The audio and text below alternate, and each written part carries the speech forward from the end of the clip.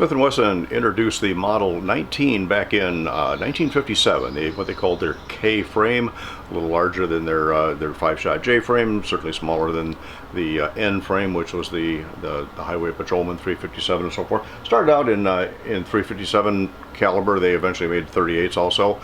And today I've got a Model 19-7. We'll talk more about the dash difference here in a minute. 2.5-inch barrel, and also a 19-3 with a 6-inch barrel. Is there a huge difference between barrels? I mean, what difference does a barrel length really make? Is a longer barrel inherently more accurate because of the ballistic accuracy, or is it something else? I want to talk about something else. Before we even do any of that, thanks for stopping by the channel. You know, summertime, as things slow down, YouTube, again, is not favorable to gun channels, so it really helps out if you can subscribe to the channel, hit the notifications bell so you get notified of our videos. We try to get one a week up. Share the video, like the video. Likes really help. Just clicking that thumbs up really helps with the algorithm, and leaving a comment. Respectful, of course, really does help. Anyway, on with that. Before we do anything else, talk about it anymore, I want to shoot both of these at the plates at 12 yards. So I'm going to shoot 12 shots. I'm going to shoot 6, reload, shoot 6 out of each of the 2 guns, and we'll just see how they work here at 12 yards. Right, let's start with 6 rounds of just plain old. This is the Federal 38B round, which is 158 grain lead wad cutter, or lead round nose.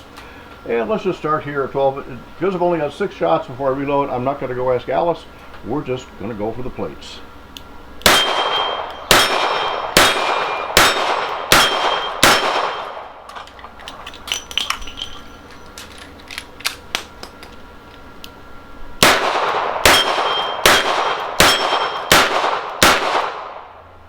And I missed the last one again. I'm always missing that last plate.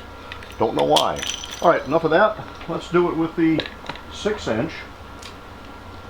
Same ammunition.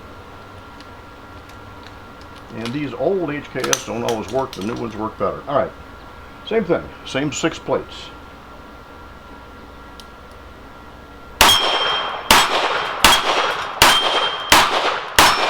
And I missed the second to the last one. That's not good.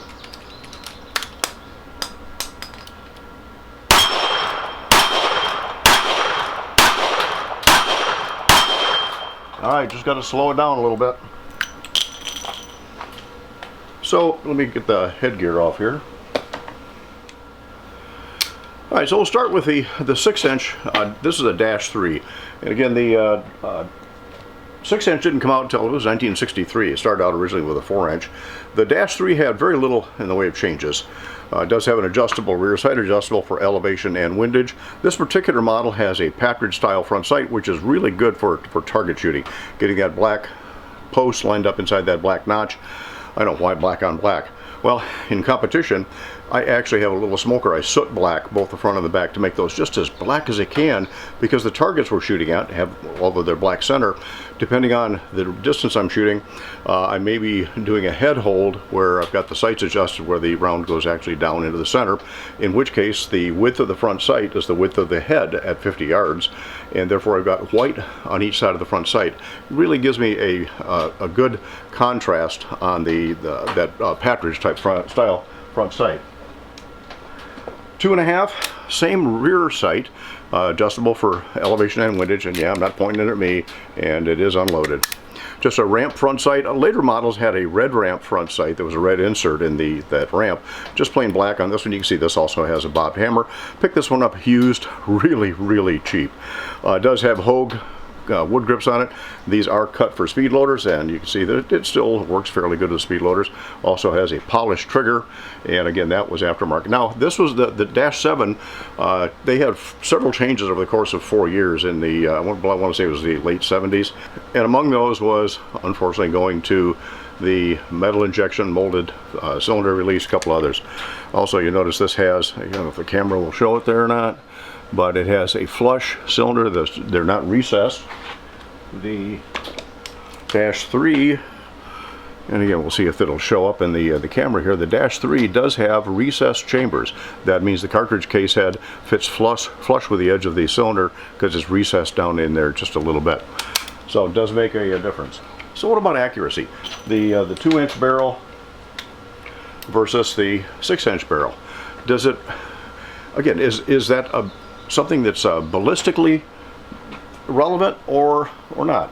So I had to do a little calculation, do a little cheat sheet on this. The sight radius, the distance between the front sight and the rear sight on the little 2.5 inch is 4 inches from there, 4.5 inches from there to there.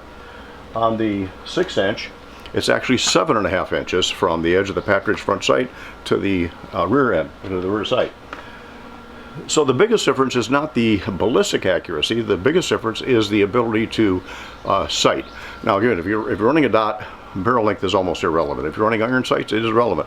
So again, cheat sheet a little bit here.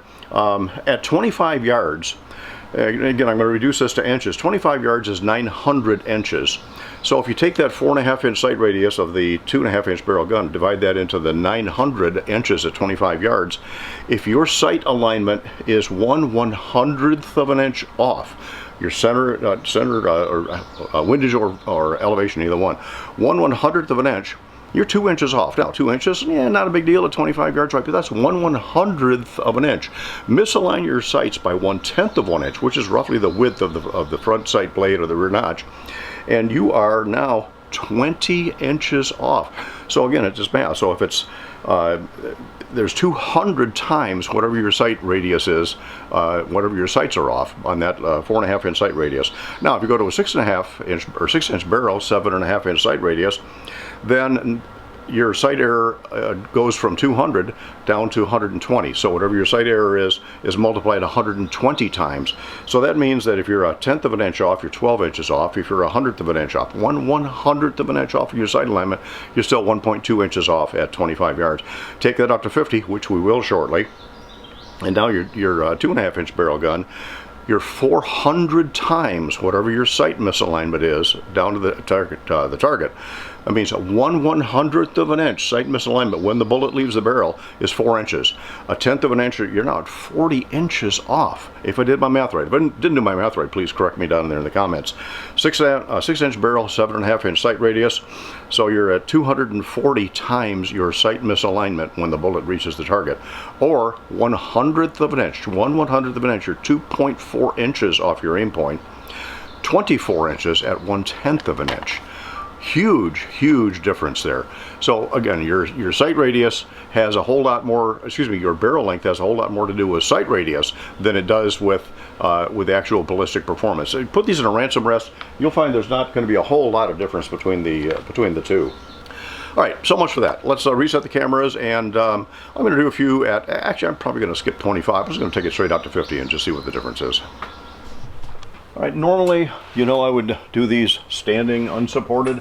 I don't have any problem doing that, but just for accuracy's sake today, let's do it off the Benchmaster X block. Give me a little bit of stability when I do it.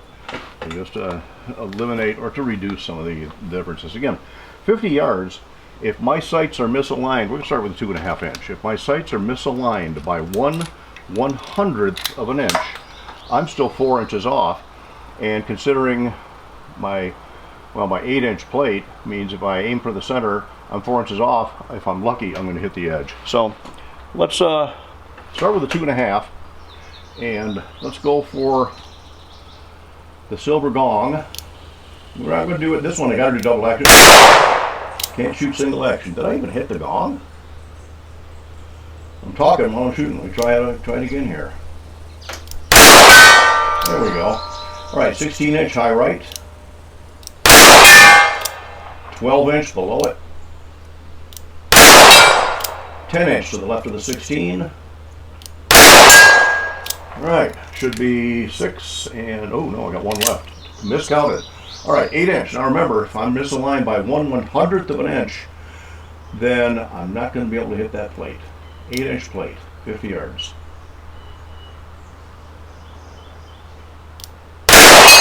There it goes. All right.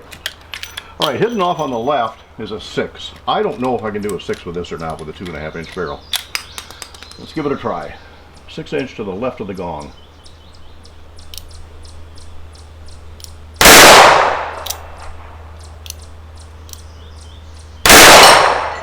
All right, even a blind monkey can find, or blind monkey, even a blind squirrel can find a nut. All right, we have hit the silhouette, the silver with the kind of yellow and red in the middle there.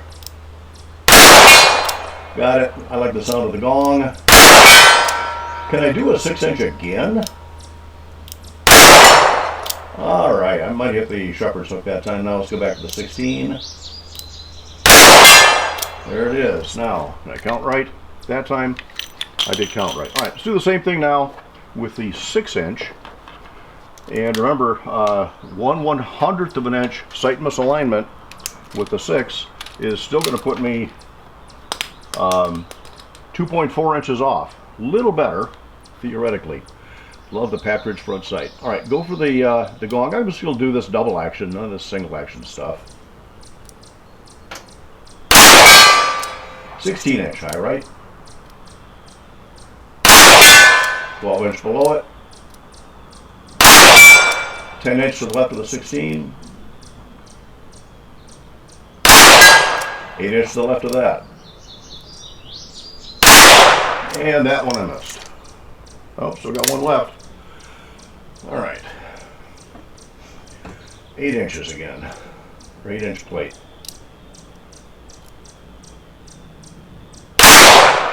Nope. Not going to give up on that. So I was doing better with the 2.5-inch barrel. Even though this speed loader does not want to let go. There we go. Back to that 8. Not going to give up on the 8.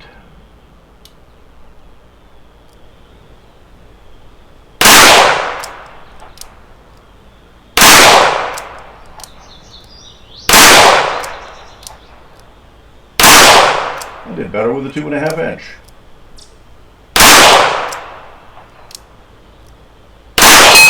Finally! Last shot. All right, I do want to say, now, again, here's my excuses I'm already building in. I've got the rear sight on this crank down as far as it'll go. So it's also actually set up for different ammunition, but this is what I've got right now, so that's what I shot. So it means I've got to aim a little low because it's going to shoot a little bit high. Not quite enough bullet drop with 158 grain at 50 yards to make that difference. So I'm aiming below the plate, which made it a little challenging getting that 8-inch plate. All right, finally got it. Do I want to try a 6? Yeah, got to try the 6. You'll notice that this gun is wearing Packmeyer grips. I've got these beautiful Altamont grips. I really like these grips on this gun, except they're not radius there for speed loaders, so I can't use speed loaders with those Altamont grips. All right, 6-inch way over there in the weeds. Couldn't do it without this Benchmaster X block. All right, 6-inch.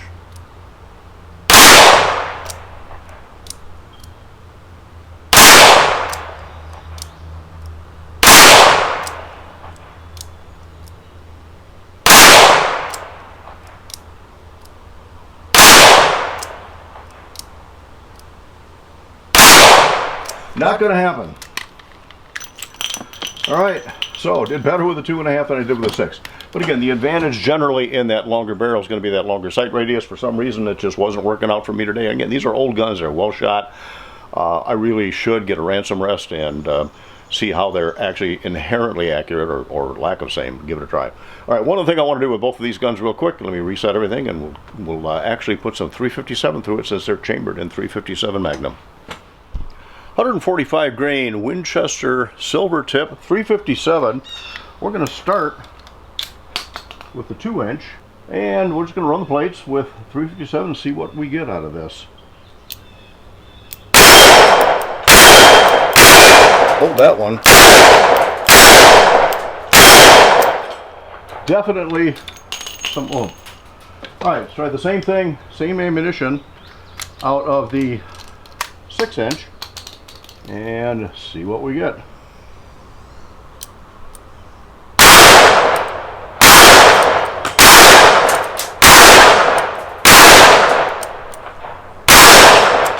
And I missed a couple. All right. I'm thinking I like the 2.5 better than the 6. All right, a pair of good old Smith & Wesson. Now these are not the new Model 19 Classic. These are the originals. Again, the 19-7 2.5-inch, the 19-3 6-inch.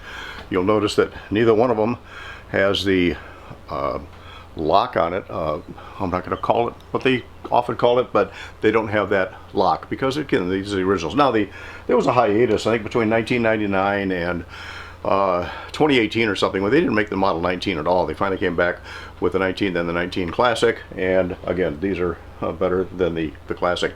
There is another difference, though, in other than just the size. There's actually about an 8.5 ounce difference in weight between the two. This one, let's see, if I remember right, this is about 30.5. This is about 39 ounces for the 6-inch. The 4-inch is going to fall somewhere between those two. So obviously a little bit of weight difference. A lot of different configurations available of the 357, and the K-frame middle frame size has several different variations. You can even find the rare 3-inch, 4-inch is kind of common. So differences, and just fun shooting revolvers occasionally. All right, the good old Model 19 from Smith & Wesson. Thanks so much for stopping in.